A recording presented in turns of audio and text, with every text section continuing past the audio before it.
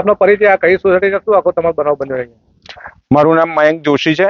અહીંયા સલૂન વાંટો આ કહેવાય, અને ડાકોર નડિયાદ રોડ પર આ બહુ મોકાની જગ્યા છે કે જ્યાં આ સોસાયટી આવેલી છે. બહારથી એનું લુક પણ એટલું ભવ્યથી ભવ્ય છે, પણ 2011માં બનેલી આ સોસાયટી પણ છેલ્લા ઘણા સમયથી બિલ્ડર અહીં કોઈ દિવસ મુલાકાતે આવતા નથી, જે બહુ ઉદાસીન બાબત છે. અને આ સોસાયટીની સાફ સફાઈથી લઈને ઘણા બધા પડતર પ્રશ્નો, અત્યારે વિકટ પ્રશ્નો ઊભા થયા છે. ઘણી વખત આગવી અને બહુ ઉગ્ર રજૂઆતો કરવા છતાં પણ હજુ સુધી એ લોકોના બેરા કાને કશું સંભળાયું નથી, એ બહુ હકીકત છે.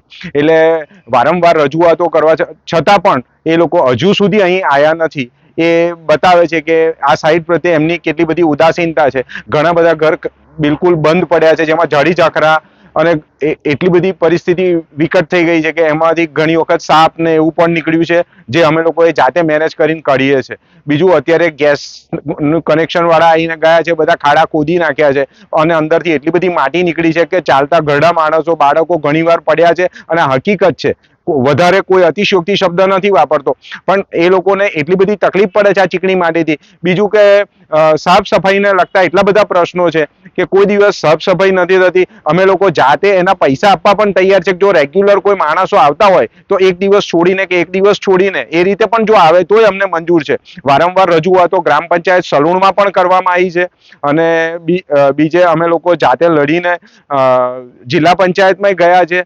તો ઘણા બધા ટેક્સ છે અહીંયા, લગભગ 2300 રૂપિયા ટેક્સ થઈ ગયો છે ઘરનો, અને 2300 રૂપિયા ટેક્સમાં નથી ઇલેક્ટ્રિસિટી, નહીં ડ્રેનેજનું કોઈ વ્યવસ્થા, નહીં ઇલેક્ટ્રિસિટીની વ્યવસ્થા. ગઈકાલ રાત્રે છેલ્લા ઘણા ટાઈમથી અમે કહીએ છીએ કે આ ડીપીનો પ્રોબ્લેમ છે, અને એમાં 2 ડીપી છે. 2 ડીપીથી આખી સોસાયટીને 2 વિભાગમાં લાઇટનું કનેક્શન આપવામાં આવે છે. દરેક ચોમાસે એવું બને છે કે ઘરની લાઇટો જતી રહે છે અને બધા હેરાન થાય છે. ચલો એક દિવસ થાય, માની લઈએ 2 દિવસ થાય, ચલો આખા મહિનામાં 3 દિવસ થાય, પણ આ છેલ્લા 6 વર્ષથી દર ચોમાસામાં આ પ્રશ્ન ઊભો થાય છે. તો આનું નિરાકરણ નહીં આવે તો પછી આ તો કંઈક આની વ્યવસ્થા કરવી પડશે. અને મારી સાથે હું એકલો નથી, મારી આખી સોસાયટીના બધા સભ્યો છે, કારણ કે બધા હવે સહન કરીને લગભગ 6 વર્ષથી આ જ વસ્તુ સહન કરવામાં આવે છે. તો આ ક્યાં સુધી? તમે બિલ્ડર જો મેન્ટેનન્સના પૈસા કરીને મેન્ટેનન્સના બધા પૈસા આપ્યા છે, અને મેન્ટેનન્સના ઘણા 1 લાખ રૂપિયા આપેલા જ છે, અને એમાંથી જ આ કરવાનું છે. એક સિક્યોરિટી બહુ સરસ રીતે ચાલે છે, એમાં સવાલ નથી. લાઇટ અને એ વ્યવસ્થા આપે છે, પણ જે મેઇન પ્રશ્ન છે અમારો, એ એમણે સોલ્વ કરવો જોઈએ. અને એક વખત ખાલી આવીને અમને મળે અને અમને સાંભળે તોય બસ છે. આવતા જ નહીં બિલ્ડર? ના.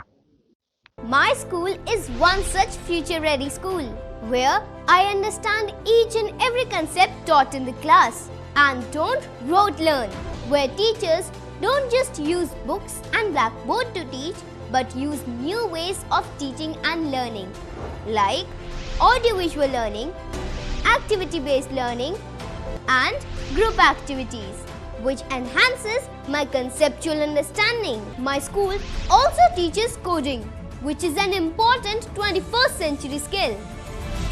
Not just that, I get an opportunity to showcase my skill on a national platform.